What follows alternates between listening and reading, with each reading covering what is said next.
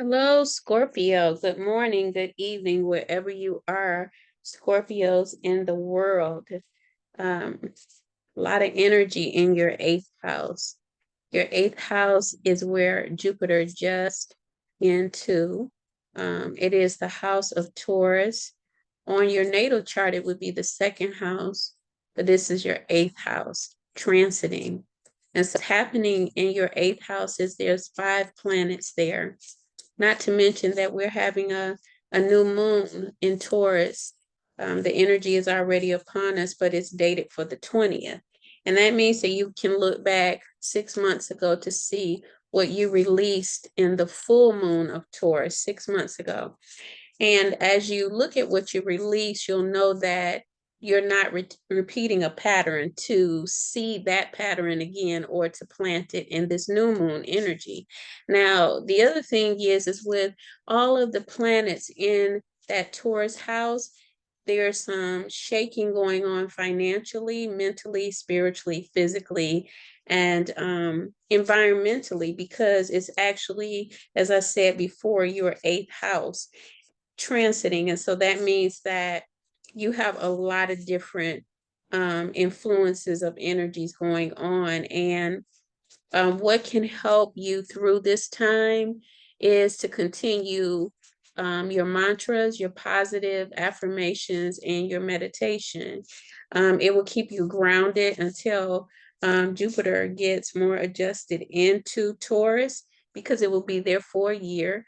It should bring in beneficial factors for you to actually understand family situations from generations ago, because the eighth house is about economics, environmental, social, spiritual, psychological, physiological, all of what makes us as an individual. So when Scorpio energy comes in, Scorpio, you're actually meeting yourself in Taurus, and you could oppose some things that Taurus energy brings or the Venusian energy brings, which is um, agriculture, planting, housing, real estate, relationships. You could oppose or you could accept the type that you want. You will be looking at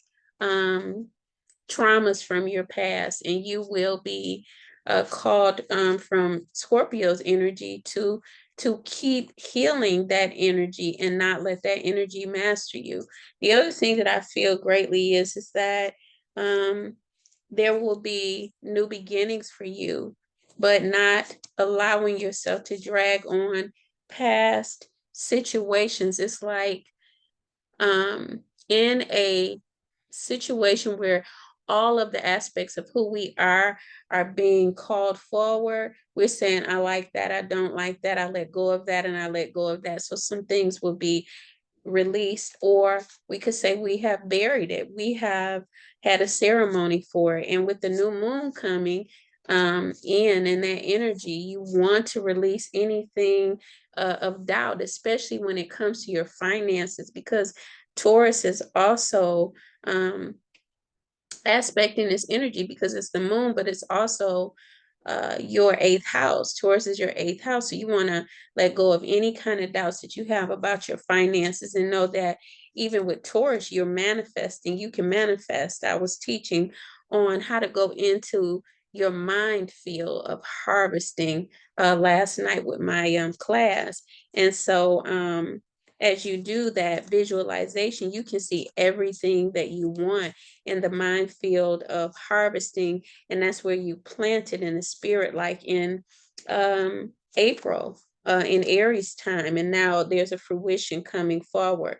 And this is the process of spiritual planting and then seeing the manifestation. So Taurus is the planting of spiritual things and the manifestation. So you can see that there's things you want out of life and out of yourself. Self-worth is planting or worth planting. And your self-worth brings in your financial worth on an earthly level. So those are things that I teach in my class. I'm going to go into your reading.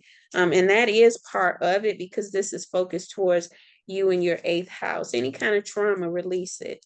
This is a place where there's someone or people, individuals could have been raped or molested, and the violation needs to be addressed. You need to seek some counseling, or and that's delicate, or begin to look at it and ask God to help you to heal it if it's keeping you um stuck or sabotaging your growth in relationships. All right, so here is your first card, the Knight of Wands. So the Knight of Wands is asking for um it's a card of maturity. It's asking for you to begin to work with your wand and your words to, as I was just saying, to work with your wand and your words so that you begin to manifest. Okay, let's see. Let's get another card for the Knight of Wands. What is that? Okay, something about your planning has been kind of confusing. So bring your planning and bring your mind into divine order. You may need to ground yourselves. Um, Here. And there's some obsessive thinking, compulsive thinking, because the devil card came out. This here devil card is ruled by Capricorn. So don't get stuck on anything. Don't get stuck on the thought of that something that hurt you, someone that hurt you, because that's an obsessive, compulsive thought that wants to keep you stuck. And so you want to move forward out of spirit. Give us another card on obsession and show Scorpio how they can move forward. The devil energy is past energy that we think about. I always teach in my classes that the devil, when you turn it around, it's lived.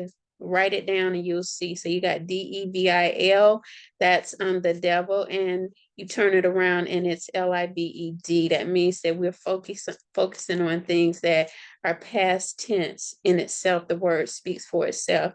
And so the devil, in most cases, is thought to be someone that hurt us, but we have to become accountable. So I believe that the devil is coming in saying, become accountable to yourself and your actions, and don't obsess. Obsess means that, of course, I'm thinking, I'm doing things compulsively, but you don't have to be compulsive or obsessive. You can believe that it's coming. What you want is coming. Obsessions come from the Scorpio energy as well. They just want something, but behind the want, there's a doubt that you can have it. Why do you want it when your spiritual foundation says you already got it? You just need to turn to the universe. And of course, a lot of people want things that are not within their will to control. And that's another way of looking at obsession. If you are willing or obsessing over someone or someone that is not in your will to have, there's always something else or something better. And so that's where you can end the thoughts of, if they will ever come back, if I will ever have that. It's no if. On what you desire out of life, there's always a possibility, but it's how you're going to perceive and allow the universe to bless you. So if you were in a relationship that you're obsessing over, someone you want, you're just thinking about them or how they treated you, what you want to know that there's someone out there better that can treat you, or someone out there that can treat you better when you think better of yourself. Obsessions come from feeling like you can't have enough of what you want. All right. So, I do readings, and I teach on spiritual things. Obsession is where you feel like it's the only thing that you can have, and it's not the truth. Whatever it is, okay? The only job you can have, no, you'll be obsessing over if they're gonna call me back, or you know, and it's like you are the creator when you really mount up and you really believe in yourself. Confidence, okay? And so yeah, there's a lot of energy that has you kind of like in a state of um getting your footing. because the Ace of Swords has come in with reversed. So let's see. We're going to pray for the Most High to give you that peace that you need to turn things around, and also the guidance that you need around you wherever you are. And so we thank the Holy Spirit for the peace that passes all understanding and clarity for Scorpio's energy. Here's your last card. The burdens. The burdens are being turned away from you. So you are going to get relief.